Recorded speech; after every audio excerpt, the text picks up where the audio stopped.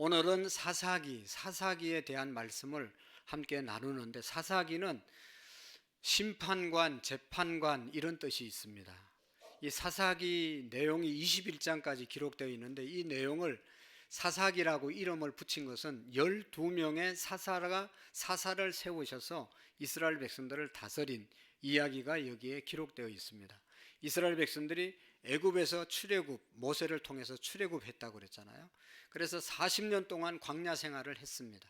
그리고 모세와 또 출애굽 1세대들은 광야에서 다 죽었지만, 하나님의 말씀으로 거듭난 2세들, 또 믿음으로 하나님의 약속을 붙잡고 살았던 여호수아와 갈렙이 약속의 땅 가나안에 들어가게 되었습니다. 가나안에 들어가서 여호수아를 중심으로 해서 거기에 사는 가나안 족속들을 다 멸하고 쫓아내고 이스라엘 백성들이 땅을 차지해서 이제 살게 되었습니다. 살았는데 바로 왕이 있었는 것이 아니라, 왕이 세워지기 전까지 사사들을 세워서 하나님이 이스라엘 백성들을 다스리게 되었습니다. 그 사람들이 바로 사사들입니다. 이 사사들은 평상시에는 백성들을 이제 옳고 그름을 판단해 주기도 하고, 그들의 지도자가 되기도 하고, 또 특별히 다른 민족이 쳐들어왔을 때 사사들이 일어나서 그들이 대장이 되어서 자기 민족을 치는 사람들을 쫓아내는 그런 일을 한 사람들이 사사들입니다.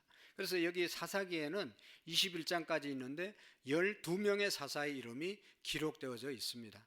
그들이 했던 일을 기록하고 있고, 특별히 이 사사기의 내용을 요약해서 우리에게 정말로 중요한 교훈을 주는데, 사사기의 내용은 이런 겁니다. 하나님의 백성들에게 하나님이 축복하시면 하나님의 백성들이 죄를 짓게 되는 겁니다. 여러분, 우리가 잘 먹고 잘 살면 어떻게 됩니까? 하나님 더 잘 섬겨야 되는데 인간의 속성이 그런 게 아닙니다. 잘 먹고 잘 살고 돈 많으면요, 주일날도 여행 가고요, 주일날도 그냥 좋은 차 샀으면 그거 타고 교회 열심히 와야 되는데, 뭐 요즘은 좀 달라졌지만 그거 타고 자꾸 어디 사람들에게 자랑하라고 다른 데 자꾸 간단 말이죠. 하나님 버리고 하나님 배신하고 그런 일을 하게 됩니다. 그러면 하나님께서 반드시 뭐예요? 죄진 사람에게 심판을 하잖아요. 채찍을 가하는데 이스라엘 주변에 있는 나라들이 쳐들어오게 한단 말이죠. 그래가지고 쳐들어오면 어떻게 됩니까?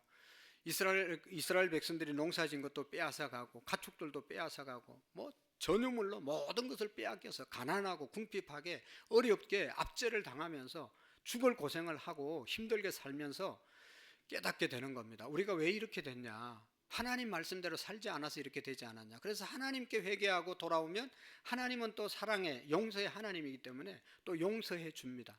그래서 사사들을 세워서 뭐 주변에 있던 블레셋이나 오늘 성경에도 미디안, 또 암몬 이런 족속들을 다 물려쳐 주십니다. 그럼 또 평화가 오거든요.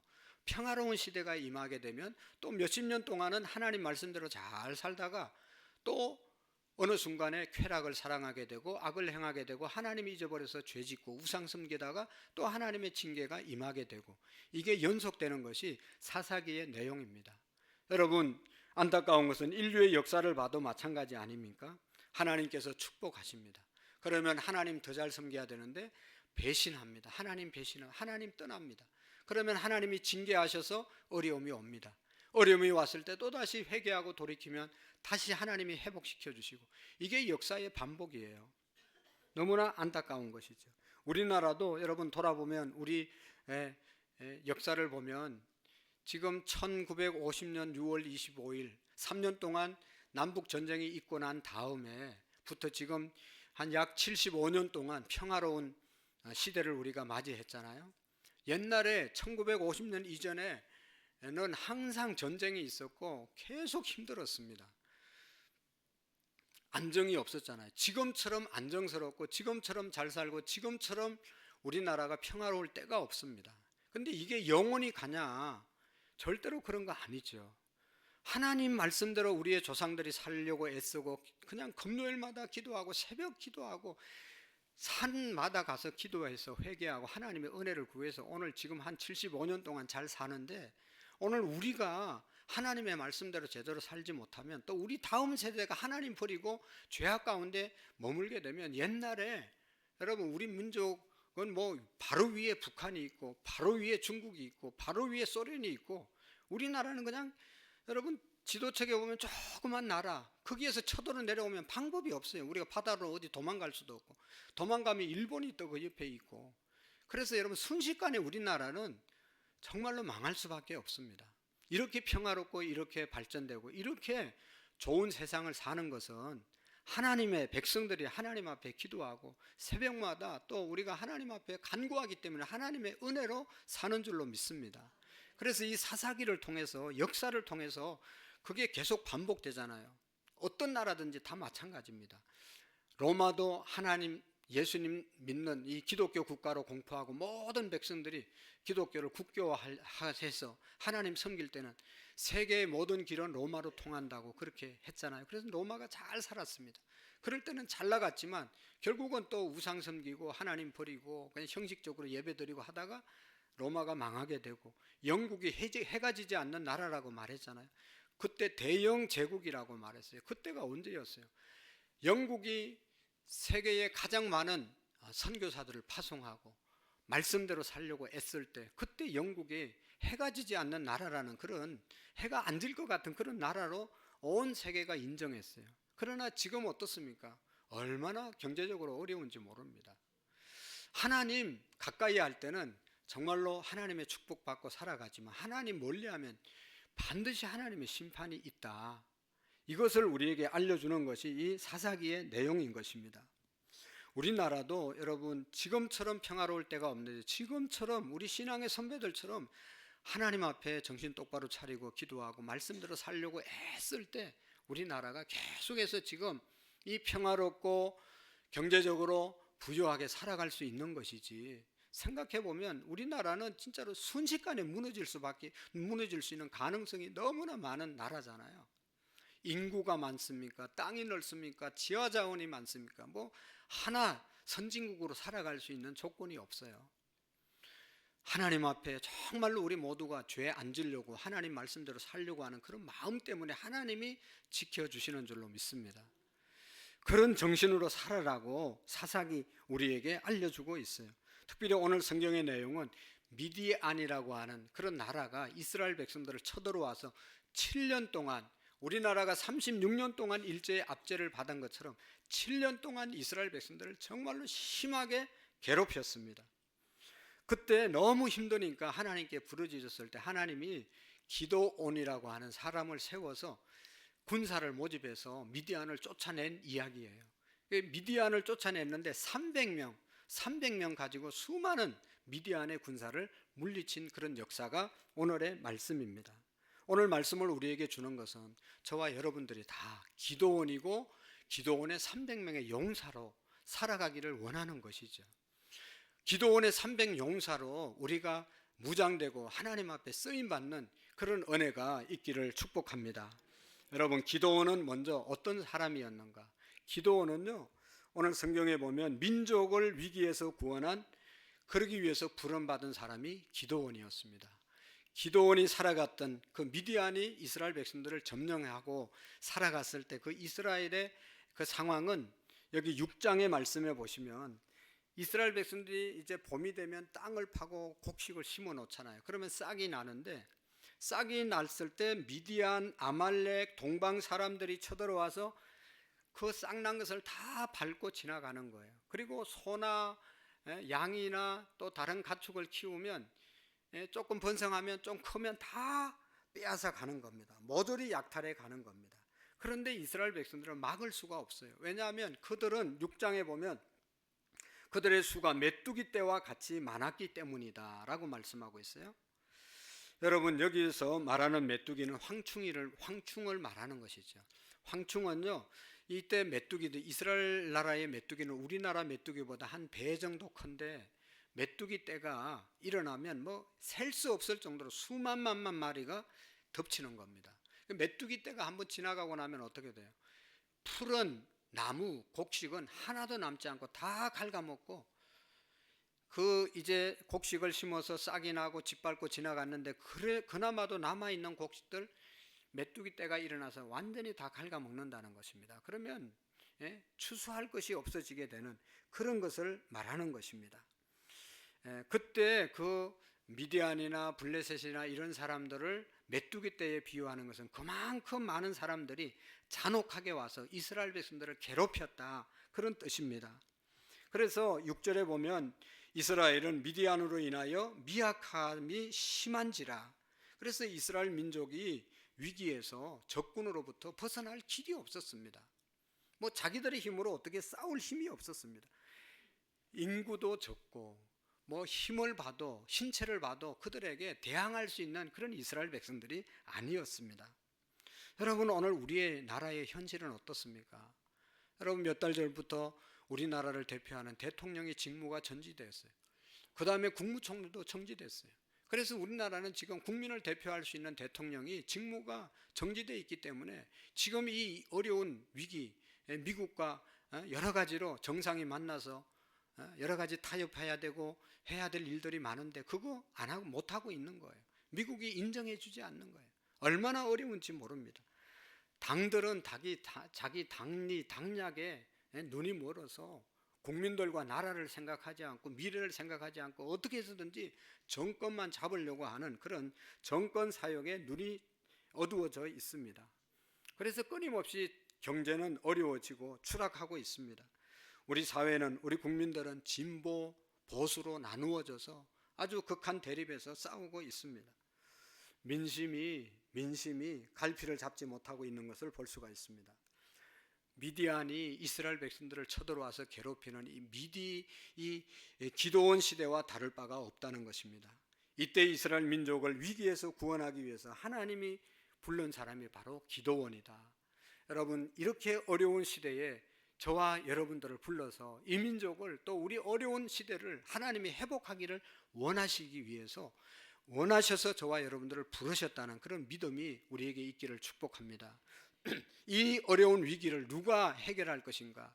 하나님의 사람들을 불러서 하나님이 해결해 주실 줄로 믿습니다. 여러분, 왜 아멘을 크게 못하세요? 저와 여러분들이 우리의 민족의 위기에서 구원할 자이심을 믿으시기를 바랍니다. 누가 정치 지도자들이 나라의 위기를 구원할 수 있습니까? 지도자들이 한 번이라도 이 민족을 여러분 구원한 사람이 있습니까? 어지럽히기만 했죠.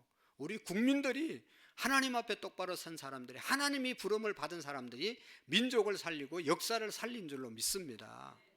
새벽마다 나와서 기도하고 정말로 하나님 앞에 진실하게 살려고 하는 그런 사람들을 통해서 이 민족이 바로 세워진 거예요. 그런 자들로 기도원을 부르시고 오늘 저와 여러분들을 부르셨다는 이 사명감이, 소명의식이 우리에게 있기를 축복합니다. 여러분, 기도원은 뭐 대단한 사람이 아니었습니다. 기도원은 농부였습니다. 농부.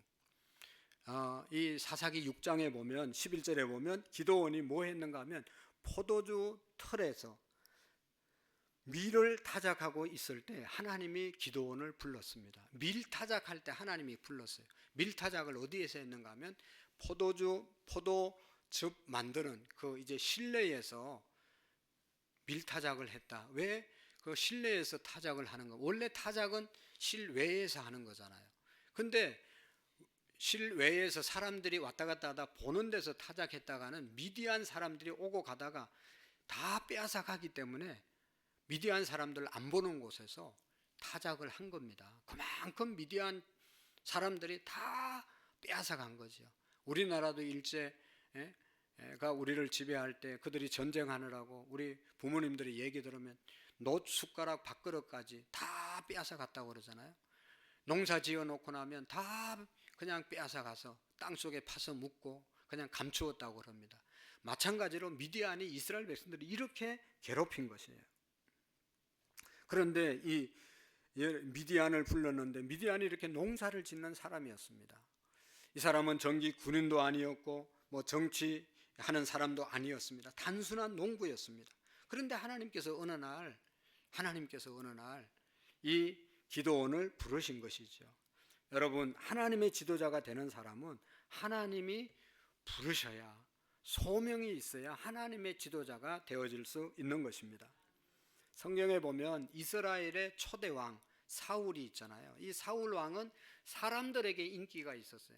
그래서 사울을 우리의 왕으로 세워달라고 사람들이 다 막 사울하고, 그래서 하나님이 사무엘에게 세워줘라 허락했어요. 다윗은 하나님이 세운 왕이었습니다.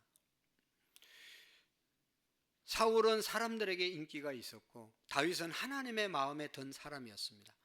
사울도 40년 동안 나라를 다스렸고 다윗도 40년 동안 나라를 다스렸잖아요.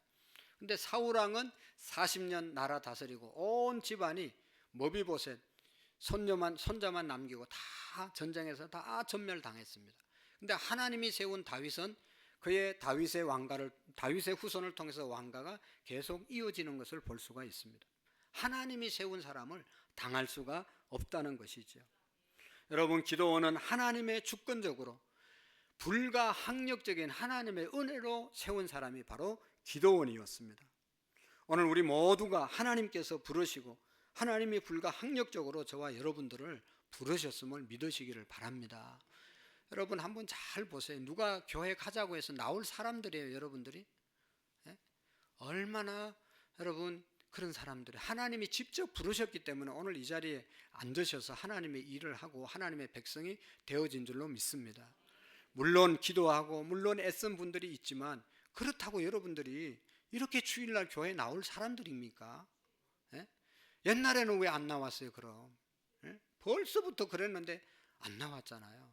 지금 이 자리에 와서 앉아 있다는 것은 하나님의 특별한 부르심이 허락하심이 있기 때문에 오신 줄로 믿으시기를 바랍니다. 하나님의 부름을 받은 사람이 기도원이었습니다. 그래서 하나님께서는 기도원을 큰 용사라고 불렀습니다. 6장 12절에 보면 하나님의 사자가 기도원에게 나타나 큰 용사여 여호와께서 너와 함께 계시도다. 기도원은 뭐 하는 사람이라고 그랬죠? 농부였습니다. 그런데 하나님의 사자가 찾아와서 밀타작하는데 하나님의 큰 용사여, 말이 되는 소리가 아니에요. 우리 보고 하나님의 큰 용사라고 얘기한 겁니다. 그런데 이 말은 지금 큰 용사가 아니라 앞으로 큰 용사가 되어서 네가 미디안을 물리치고 하나님의 일을 하고 하나님 앞에 쓰임 받을 것이다. 이 말씀을 천사가 하나님의 말씀을 받고 와서 전한 것이죠. 할렐루야. 지금은 우리가 보통 사람이지만 하나님이 사용하시면 큰 용사로 쓰임 받을 수 있다는 것입니다. 하나님이 함께 하시면 큰 용사가 될 수 있는 줄로 믿습니다. 그가 큰 용사가 된 것은 또 성경 오늘 이 34절의 말씀에 보면 여호와의 신이 기도원에게 강림하시니라 말씀했습니다. 보통 사람 농사를 짓는 기도원이었지만 큰 용사가 될 것이라고 말씀하시고 하나님의 신이 그에게 임재하시니라. 다른 말로 쉽게 말하면 성령이 충만하게 임한 사람이 되었다는 것이죠. 하나님께서 기도원을 부르시고 그냥 사용하신 것이 아니라 성령의 충만한 사람으로 만들게 되어진 줄로 믿습니다.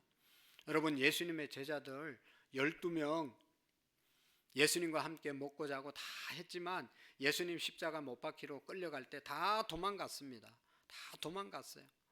예수님 예루살렘 입성할 때 자기들도 뭐 한 자리 할 줄 알고 호산나 다윗의 자손이여 찬송을 받으실지어다 하면서 계속 찬양했는데 빌라도 앞에 끌려가서 재판받고 이리저리 끌려갈 때 다 도망갔어요.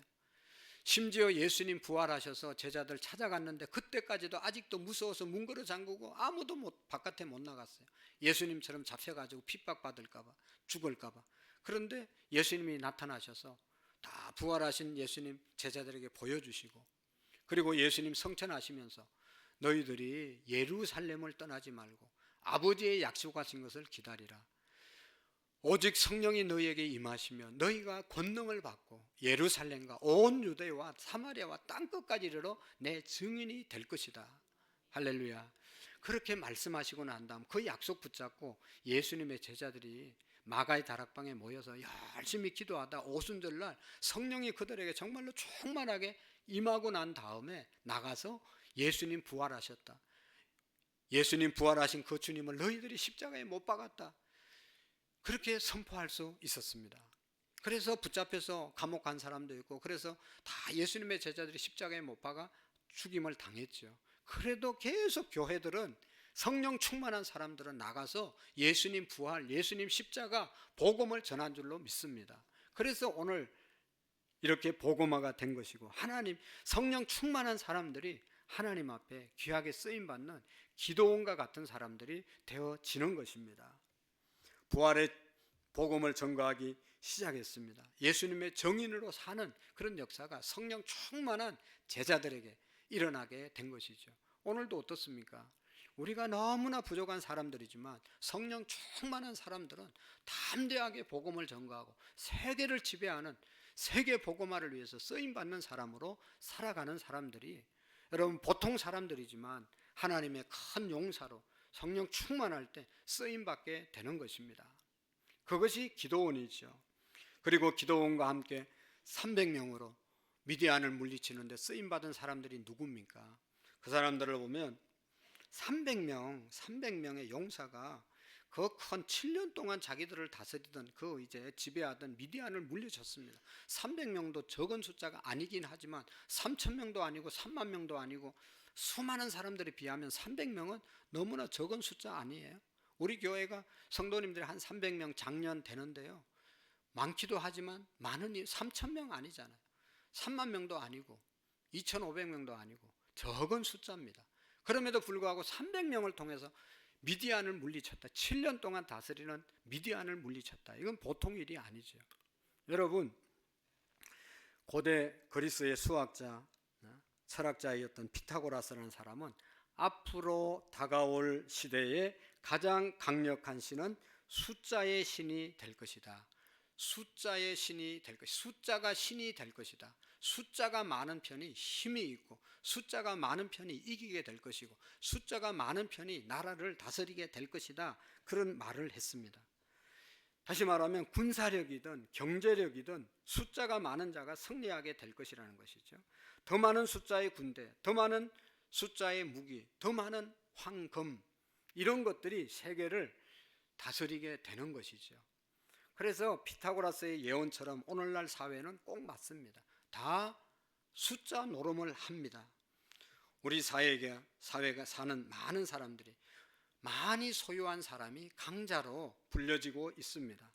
적게 가진 자는 패자가 되는 그런 경쟁 사회에서 우리가 살아가고 있습니다.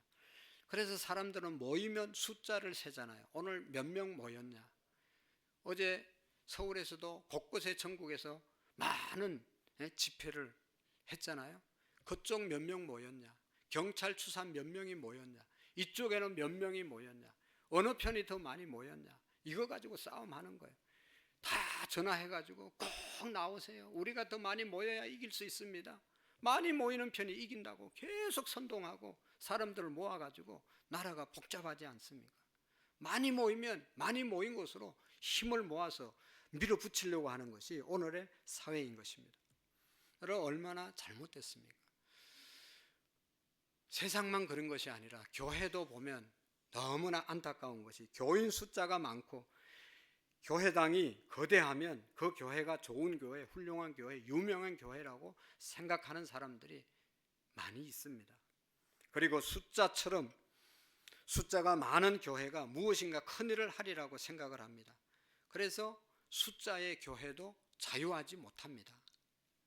숫자로 성공의 기준을 삼고 더 많은 숫자를 모으기 위해서 열심히 노력하는 모습들을 볼 수가 있습니다. 한마디로 숫자의 노예가 되어서 살아가는 것이 오늘 현대인들입니다.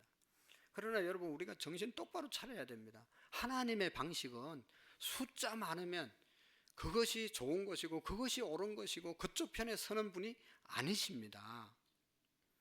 여러분, 오늘날 우리 교회가 세상을 변화시키는 데 있어서 중요한 것은 모이는 사람의 숫자가 세상을 변화시키는 것이 절대로 아닙니다.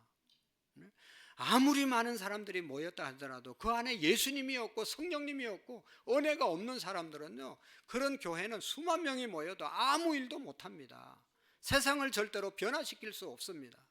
마음과 힘을 다하여 뜻을 다하여 주 너희 하나님을 사랑하고 주님 앞에 우리가 목숨을 바쳐서 제자들처럼 헌신하려고 하는 300명만 있으면 세상을 변화시킬 수 있는 것입니다. 여러분, 3명의 법칙이 있잖아요. 3명만 한마음 돼서 하면 모든 사람을 움직일 수 있다는 거예요. 3명, 한 사람이 할 때는 그냥 무관심하고 사람들이 지나쳐지만 2사람이 하면 사람들이 주목하고 3사람이 하면 저기 뭐하냐 하고 보고 4사람이 하면 다 거기에 동료가 돼서 일한다는 그런 세 사람의 법칙이 있잖아요. 여러분, 숫자가 많은 것이 세상을 변화시키는 것이 절대로 아닙니다. 이 땅에 하나님의 나라를 세우는 거룩한 일에는 자기 자신을 헌신하고 정말로 하나님을 위해서 살아가는 사람들을 통해서 이 세상이 변화되는 것이지, 적당하게 눈치만 보면서 세상과 타협하는 사람들이 그 숫자가 아무리 많아도 그런 교회를 통해서는 하나님이 역사하지 않습니다. 하나님의 나라를 위해서 진정으로 자신을 헌신코자 하면 그 일을 위해서 자기 신상에 어떤 손해가 있더라도, 희생이 있더라도 하나님의 이름과 그의 나라를 위해서 싸우기라고 결단한 그 기도원의 300명의 용사와 같은 사람을 통해서 하나님의 역사가 이루어지게 되는 것입니다. 여러분, 오늘 말씀에 보면 그래서 기도원의 300명의 용사를 미디안을 물리치기 위해서 이제 기도원이 사명받고, 미디안 저렇게 우리나라를 괴롭히니까 저와 싸울 사람들 모이세요 하고 간구하니까 몇 명이 모였어요? 3만 2천 명이 모였습니다. 3만 2천 명이 모였으니까 오늘 하나님이 보면 너무 많다, 돌려보내라. 그래서 기도원이 하나님 말씀 듣고, 여러분, 하나님이 너무 많다고 합니다. 죽을까 봐 겁나고, 어려움 당할까 봐 겁나고, 가족이 보고 싶고 그런 사람들 집으로 돌아가세요 광고하니까 2만 2천 명이 돌아갔어요. 그래서 1,000,000만 남았어요. 3만 2천 명 중에 10,000,000만 남았어요. 그래서 또 하나님께서 그 10,000,000을 보시고 이것도 숫자가 많다, 300명 뽑는데 하나님께서 이제 시험을 하게 하는 거죠. 두려움 있는 사람들 다 돌아가라고 말씀했어요. 저는 이 말씀을 묵상하면서 옛날 군대 갔을 때 사건이 하나 생각나더라고요. 군대 지원해서 갔는데 한 2, 3일 지냈는데 연병장에 다 훈련생들을 앉혀놓고, 여러분 얼마나 힘드냐, 얼마나 어머니가 보고 싶고 집 생각이 하냐, 지금이라도 집에 갈 사람 일어나라, 그러면 다 집에 돌려보내겠다, 아주 막 따뜻하게 조교가 얘기했어요. 그러니까 집에 보내준다고 하니까 한 사람이 일어났어요. 그러니까 그 뒤에도 일어나고 여기도 일어나고 한 수십 명이 일어나더라고. 그러니까 어디서 달려왔는지 조교들이 이담여차기로 그냥 일어난 친구들을 그냥 디디다 막 가슴을 차고 그냥 개패듯이 패니까 저 멀리 있던 애들 다 앉아버려서 순식간에. 저도 일어나야 되나 가고 싶은데 막, 그런데 얻어맞는 거 보니까 순식간에 그 마음이 싹 사라진 거예요. 실컷 때려놓고 그 다음에 또 얘기하는 거예요. 여러분, 이번에는 진짜 보내줄 테니까 일어나 보라고. 일어났겠어요, 안 일어났겠어요? 한 사람도 안 일어났어요. 여러분, 그렇게 집에 갈 생각이 가득한 사람을 데리고 전장에 나가봐도 그거는 뻔한 거예요. 그리고 그냥 쫄아가지고 달달 떠는, 전쟁은 사기라고 말하잖아요. 그렇게 사기가 죽은 사람들 데리고 그 훈련 받아서 되겠어요? 아이고, 언제 집에 갈까, 고향 생각만 하고 있는 그런 친구들 가지고 어떻게 군인을 만들겠어요? 그러니까 애초부터 그런 생각 못하게 하는 거죠. 근데 나중에 알고 보니까 이제 그렇게 일이 있으면 선배들이 나가서 너 절대로 조교들이나 교관들이 집에 돌려보낸다고 그래도 절대로 일어나면 안 돼, 그렇게 다 교육을 시키잖아요. 그런데도 그거 다 잊어버리고 또 일어나는 거예요. 그러니까 그런 사람은 안 된다는 것이죠. 여러분, 기도원의 300명의 용사들은 어떤 사람들이었어요? 10,000명 중에 하나님이 시험을 하지요. 성경에 보면 이 300명 남은 사람은 첫 번째로 자긍하지 않는 사람들이다, 자랑하지 않는 사람이었다, 교만하지 않는 사람이었다, 그렇게 말합니다. 7장 2절에 보면 여호와께서 기도원에게 이르시되 너를 쫓는 백성이 너무 많은저 내가 그들의 손에 미디안 사람을 붙이지 아니하리니 이는 이스라엘이 나를 거슬려 자긍하기를 내 손이 나를 구원하였다 할까 함이라. 많은 숫자 10,000명이 가서 미디안을 물리치면 우리가 10,000명이나 나가서 우리의 능력으로 물리쳤다, 그렇게 말씀할까봐, 말할까봐 숫자가 너무 많다는 것이죠. 내가 했다, 우리가 했다, 그런 교만한 마음을 가질까봐 하나님이 다 돌아가게 하신 것입니다. 하나님은 수다한 이스라엘의 지원병들을 그대로 돌려보내기를 원하신 이유가 하나님이 하셨다는 이야기를, 하나님이 하셨다는 것을 인정하게 하기 위해서 그렇게 돌려보내신 것이죠. 오늘도 우리가 기도원의 300명의 용사가 되려면 내가 하는 것이 아니라 하나님이 하셨습니다. 하나님이 도와주셔야 하는 겁니다. 하나님이 하십니다. 이 마음 가진 사람, 겸손한 자를 하나님이 높이시고 교만한 자를 대적하신다 말씀하셨습니다. 겸손한, 자랑하지 않고 자긍하지 않는 그런 사람들이 기도원의 300명의 용사였습니다. 그리고 여기 보면 오늘 시험하는데 그 시험하는 내용이 얼마나 전쟁을 위해서 준비된 사람인가를 보는 것이죠. 5절 6절에 보면 그들을 철저히 준비시키는, 준비에 힘쓴 사람들이었음을 볼 수가 있습니다. 여러분, 정말로 진정한 믿음은 준비된 믿음입니다. 진정한 믿음은 믿기 때문에 아무것도 안 하는 것이 아니라 하나님을 믿기 때문에 철저하게 준비하고 나가는 사람들이 진짜 믿음을 가진 사람들입니다. 내가 하나님을 의뢰한다는 말은, 하나님을 신뢰한다는 말은 하나님을 믿기 때문에 아무것도 안 하는 것이 아니라 전능하신 하나님이 성리케 하실 줄로 믿고 그 이후에 모든 일을 잘 준비하고 나가는 사람이 진짜 하나님을 믿는 사람들입니다. 여러분, 준비가 중요한 겁니다. 예? 준비가 중요한 거죠. 여러분, 운동선수들도 보면 뭐 씨름이나 무슨 뭐 이 잠깐 끝나는 거 있잖아요. 예? 개인 종목들 그거 한 3분 5분 안에 끝나는 거예요. 한 방에 끝나. 유도 한 판이면 끝나는 거예요. 3분도 필요 없어요. 어떻게 하다가 그냥 정신 못 차리면 한 판이면 끝나는 거예요. 그건 1분 안에도 끝날 수 있어요. 수십 년 준비했는데 그냥 1분도 안 지내서 패자가 되는 그런 경우가 얼마나 많습니까? 순식간에 우리가 실패하지 않기 위해서는 항상 준비해야 된다. 준비가 중요한 것이죠. 그래서 하나님께서 기도원의 300명 용사를 선발하는데 기준이 10,000명을 다 물가로 데려가가지고 물 먹는 모습 보면서 준비된 사람인지 준비 안 된 사람인지 나누잖아요. 그 물가에 사람들을 데려가서 물을 마시라 하니까 어떤 사람들은 그냥 그동안 목이 말라가지고 그냥 무릎을 꿇고 그냥 물에 자기의 입을 쳐박고, 여기 보면 개처럼 막 핥아 먹는 거예요. 막 물만 먹는데 정신없이 그냥 그렇게 물만 먹는 사람이에요. 이 사람들을 다 돌려보내고 두 번째 모습으로 물을 먹는 사람이 있었잖아요. 무릎을 꿇고 물을 손에 떠서 좌우를 살피고 그리고 살짝 먹는 그런 사람들. 지금 미디안 적군이 언제 쳐들어올지 모르는데 그렇게 정신없이 그냥 갈증만 해결하려고 하는 것이 아니라 언제 적이 지금 쳐들어오냐 주변을 살피면서 항상 준비된 마음으로 그렇게 있는 사람들 300명을 이제 남겨서 그들로 이제 나가게 되는 것을 볼 수가 있습니다. 한마디로 말하면 준비된 사람들, 정말로 꼭 나가야 되겠다고 하는 그런 간절함이 있는 사람들 300명을 하나님이 선택하신 것입니다. 그래서 여러분이 기도원의 300명의 용사를 데리고 전쟁에 나갔는데 이스라엘 백성들이 이겼는데 그 이길 수 있었던 비결이 오늘 성경에 보면 그들이 첫 번째로 했던 일이 뭔가 하면 부르짖었다 말씀하고 있습니다. 6장 6절에 보면 이스라엘이 미디안으로 말미암아 궁핍함이 심한지라 여호와께 부르짖었더니, 7절의 말씀에 보아도 역시 미디안을 인하여 여호와께 부르짖었더니 라고 말씀하고 있습니다. 하나님께 부르짖는 게 뭐예요? 하나님께 기도하는 것이죠. 약할 때, 어려울 때, 위기에 있을 때 하나님께 부르짖으면 하나님이 들으시는 줄로 믿습니다. 성경에 보면 미디안이 쳐들어왔을 때, 모압이 쳐들어왔을 때, 블레셋이 쳐들어왔을 때, 아람 사람들이 쳐들어왔을 때, 그때마다 위기에서 하나님께 기도할 때 하나님이 그 위기에서 이스라엘 백성들을 건져주신 줄로 믿습니다.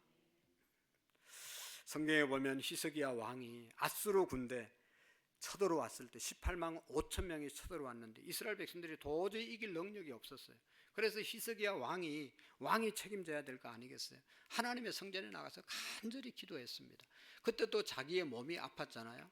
너는 죽고 다시 살지 못하리라. 하나님이 불치의 병을 그에게 주어서 죽는다고 하나님이 말씀하신 소리 듣고 너무 힘들었죠. 그래서 성전에 올라가서 하나님, 내가 어떻게 하나님을 섬겼는지 아시지 않습니까? 한 번만 내 생명 연장시켜달라고 간절히 기도했을 때 하나님께서 이 히스기야 왕의 기도를 들으시고 아수르 군대를 물려쳐 주셨을 뿐만 아니라 그의 생명을 15년 연장시켜 주는 일이 있게 되었습니다. 사랑하는 성도 여러분, 히스기야 왕이 하나님께 부르짖어서 구원을 받은 줄로 믿습니다. 저는 회개를 했습니다. 이 말씀을 준비하면서 여러분, 우리가 왜 기도를 안 하냐? 목사가 성도들에게 하나님을 믿는 믿음을 설명하는 것이, 설교하는 것이 부족한 것은 아니었는가? 하나님은 살아계시는데 살아계신다는 것을 잘 전하고, 그래서 우리 모두가 정말로 교회만 왔다 갔다 하는 것이 아니라 하나님의 살아계심을 믿고 하나님을 의지하고 기도원의 300명의 용사처럼 우리 모두가 어떤 일이 오더라도 기도원의 300명의 용사가 되어서 하나님의 군대로 승리하게 하셔야 되는데, 그렇게 우리가 살아가고 있는가 하는 것입니다. 사랑하는 성도 여러분, 기도는 성도들의 특권입니다. 예수 그리스도를 구주로 영접한 사람은 하나님 앞에 다 기도할 수 있는 그런 은혜를 받은 사람인 줄로 믿습니다.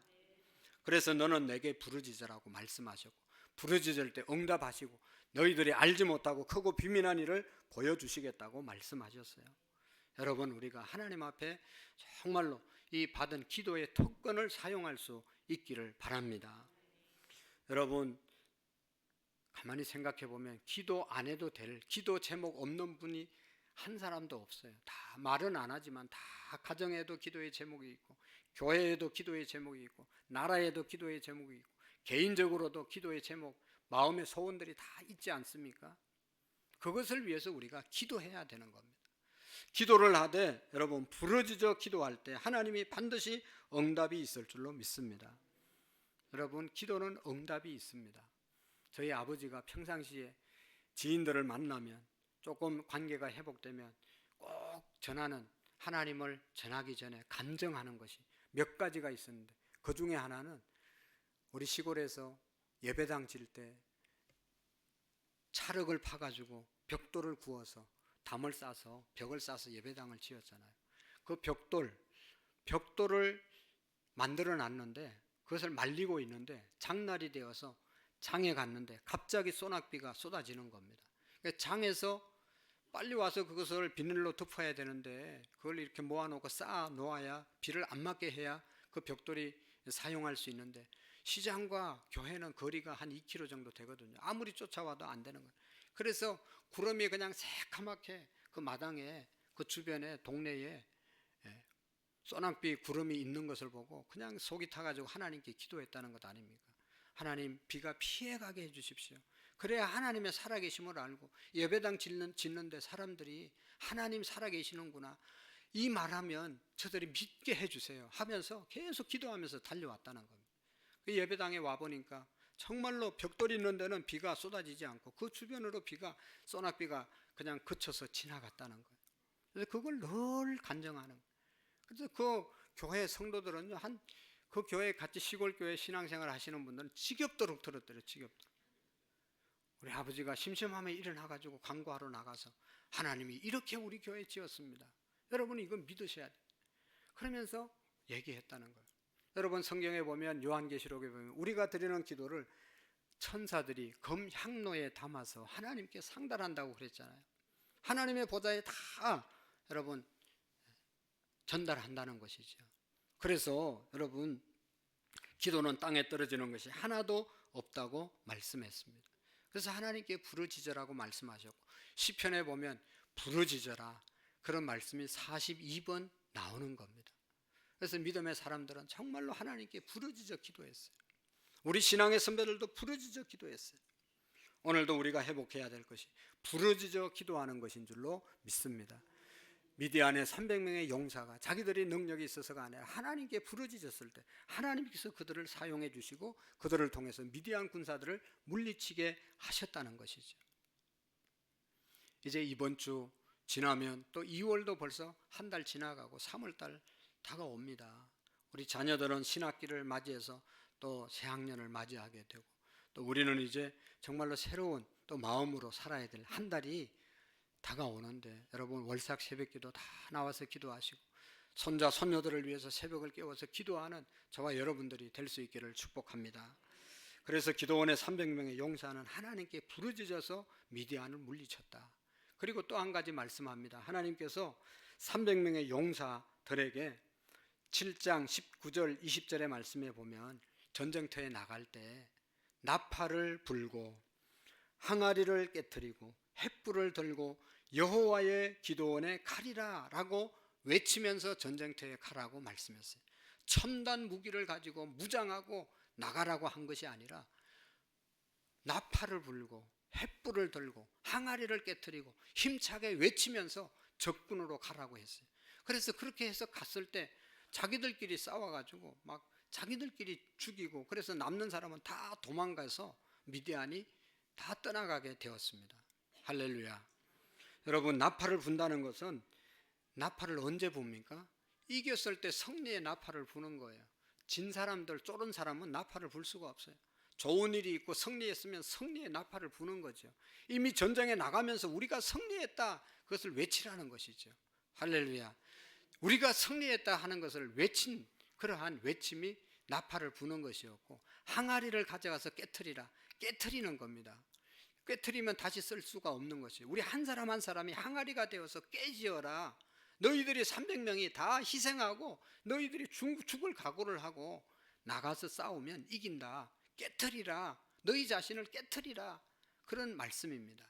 그리고 횃불을 흔들라고 하는 것은 어두운 세력을 내쫓고 광명천지를 만드는 것이 하나님의 역사임을 선포한 것이죠.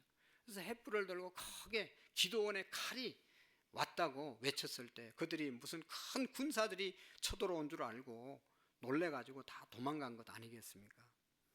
사랑하는 성도 여러분, 300명이 잘 싸워서 이긴 것이 아닙니다. 하나님께 부르짖고 하나님의 말씀에 하라는 대로 순종했을 때 하나님께서 그들을 이기게 하신 줄로 믿습니다. 오늘 우리가 어떤 용사가 되기를 원하십니까? 돌아간 32,000명, 32,770명이 되기를 원함. 22,700명이 되기를 원합니까? 아니면 남아있는 기도원의 300명의 용사가 되기를 원하십니까? 남아있는 기도원의 300명의 용사를 통해서 하나님은 일하십니다. 하나님은 역사하십니다. 그날의 싸움은 우리가 아는 것처럼 기도원의 300명의 용사의 승리로 끝났습니다. 오늘날 많은 성도들이 정말로 필요하지만 그 안에 아무리 많아도 내가 기도원의 300명의 용사, 하나님께 부르짖고 하나님의 말씀에 온전히 순종하는 사람을 통하여 하나님의 역사가 이루어짐을 믿으시기를 바랍니다. 그래서 오늘도 사사기에 기도원의 역사를 우리에게 알려주는 것은 다 기도원의 300명의 용사가 되라. 우리는 기도원의 300명의 용사가 되어질 줄로 믿습니다.